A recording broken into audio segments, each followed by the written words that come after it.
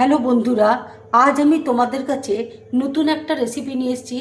আজ আমি আপেলের জিলাপি বানিয়ে তোমাদেরকে দেখাবো। এই জিলাপি তৈরি করতে দেখো আমার কি কি লাগছে, তোমাদেরকে দেখো দেখিয়ে দিচ্ছি। এখানে দেখো দুটো আপেল রয়েছে, কাজু দেখো আমি হালকা করে গুঁড়ো করে নিয়েছি। এখানে দেখো চিনি রয়েছে, গোলাপ জল রয়েছে, এখানে 3 চামচ দই রয়েছে, এখানে দেখো 3 চামচ ময়দা রয়েছে, 2 চামচ কর্নফ্লাওয়ার রয়েছে, এলাচ গুঁড়ো রয়েছে, কেশর দেখো দুধে ভিজিয়ে রেখেছি। গামলাতে দেখো 1 বাটি আমি জল দিয়েছি। এবার 1 বাটি আমি চিনি দেখো দিয়ে দিচ্ছি।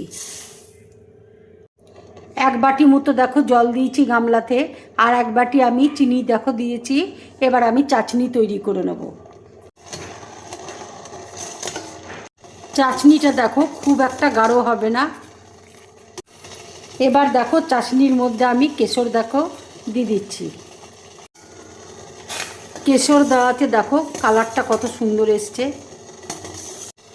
এবার দেখো গোলাপ জল আমি দিয়ে দিচ্ছি।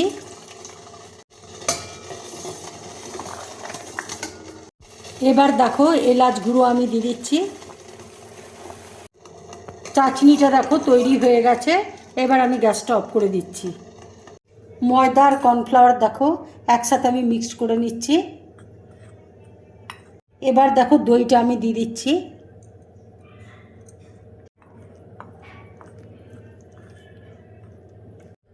কেশর ভিজানো দেখো দুধটা আমি দিয়ে দিচ্ছি। এবার দেখো অল্প করে জল দিয়ে আমি ব্যাটারটা তৈরি করে নেব। ব্যাটারটা খুব ঘনও হবে না, আবার খুব পাতলাও হবে না। ব্যাটারটা দেখো তৈরি করে নিয়েছি, ঠিক এই রকম দেখো ব্যাটারটা হবে। এবার দেখো 1/2 চামচ আমি বেকিং পাউডার দেখো দিয়ে দিচ্ছি।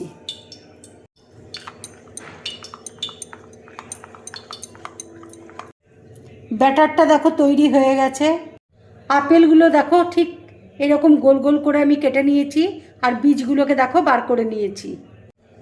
এবার দেখো আপেলগুলো আমি ব্যাটারে ডুবিয়ে আর আমি তেলের মধ্যে ভেজে নেব।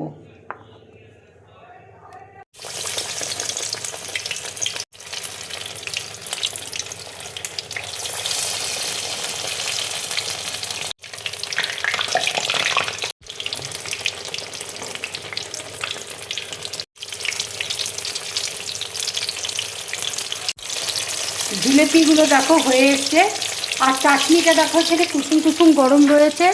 এবার আমি জিলেপিগুলো চাটনির মধ্যে দিয়ে দেবো।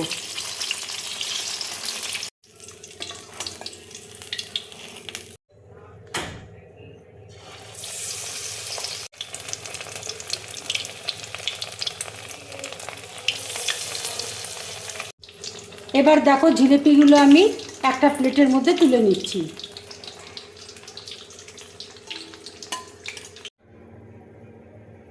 সব জিলাপিগুলো দেখো হয়ে গেছে। এবার আমি কাজুর গুঁড়ো দেখো উপরে উপরে দিয়ে দিচ্ছি।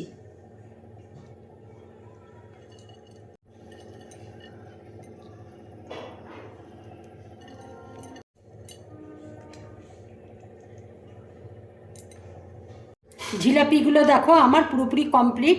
যদি এই জিলাপির রেসিপিটা তোমাদের ভালো লাগে তাহলে লাইক করবে, শেয়ার করবে, আর ড্রিম ব্লগ চ্যানেলটাকে সাবস্ক্রাইব করবে। তোমরা বেশি করে কমেন্টস করবে, তাহলে আমার খুব ভালো লাগবে। নমস্কার।